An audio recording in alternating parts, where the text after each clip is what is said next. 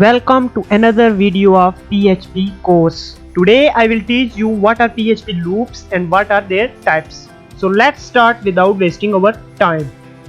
Loops are used to execute the same block of code again and again as long as certain condition is true. There are four types of loops: while, do while, for each. What is while loop?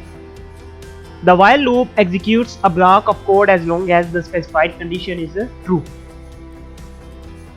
This is syntax of while loop. In first line there is a condition, and if it's true, the code in second line will be executed. Take a look at this example. We want to display numbers from 1 to 5. For this purpose we will use while loop. First of all, we will declare a variable and its value, which is x and 1 respectively. We have a condition while x is less than equal to 5. If this condition is true, code in third line will be executed, and at the end we will increment value of x with the x plus plus. This will be the output of our code. That's it from today.